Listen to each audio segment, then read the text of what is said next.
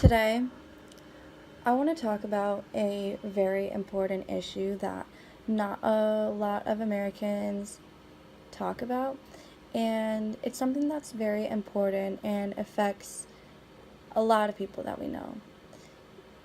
Your friends and family may be suffering with mental illness, and without knowing it, they could be making the situation a lot worse by resorting to drugs or alcohol.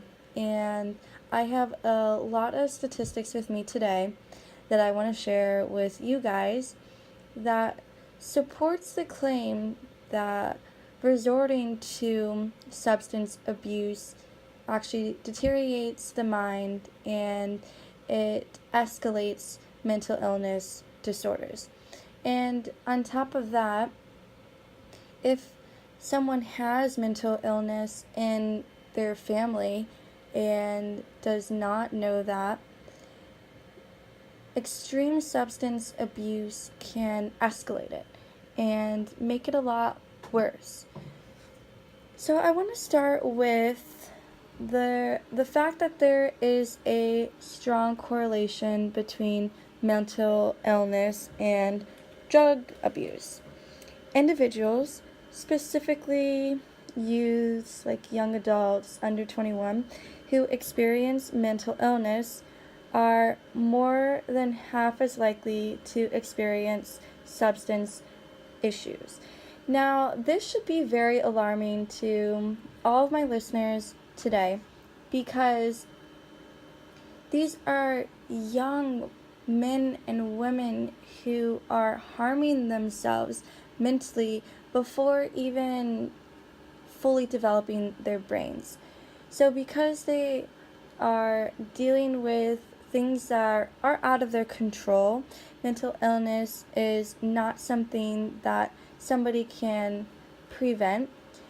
So, because of that, they are suffering and resorting to alcohol, cocaine, marijuana, even nicotine, which in today's world, a lot of young teenagers are resorting to nicotine, especially because people have made nicotine so accessible. There are things like vapes and Juuls and other technology that has really advanced nicotine. So it's more than just preventing people from buying cigarettes by raising the age to 21. I mean, these are resources that are easily acceptable to young teens. The most common mental illness that is associated with substance abuse is anxiety. Individuals use these drugs to self-medicate and relieve the symptoms of their mental illness. College students experience this relationship due to high levels of stressful situations and hyperactive disorders. So, what exactly does that mean? For instance, in a time of finals week, somebody may have multiple exams in one day, and then on top of that, an essay that's due later in the evening. And the amount of pressure of the deadlines and the amount of pressure to study and create projects and research papers really piles up on the capacity of the mind to think. And because an individual is so worried about perfecting the jobs and duties of the roles of a student, they are not taking care of themselves. And by not getting a sufficient amount of sleep and eating healthy, that really deteriorates the mental health even more. Those who experience mental illness and disorders can attribute to 38% of alcohol consumption, 44% of cocaine consumption, and 40% of cigarette use. Those who are diagnosed with mental illness and disorders are responsible for 69% of alcohol consumption, 84% of cocaine consumption, and 69% of cigarette consumption.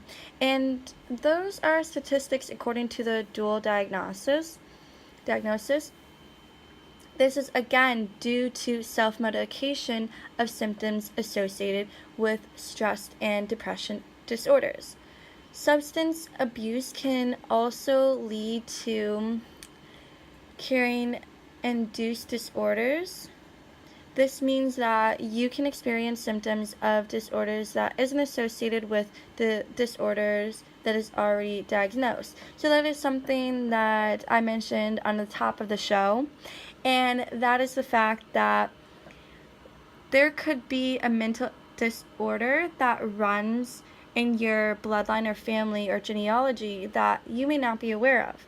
And by a prolonged use of alcohol and cocaine, it can spark those symptoms in your brain so that you are making yourself have a disorder, something that your body had fought previously, but now you have self-destructed yourself to have that. Again, I want everyone to make sure that in stressful situations you are getting a lot of sleep and you're eating healthy, because mental illness is a serious problem in our society and more people need to talk about it. And if you feel like you are suffering with mental illness, I advocate for you to go to your local doctor or hospital and get an examination so that you do not feel like you are alone, and you can be reassured that there is a reason why that is out of your control. Thank you for listening.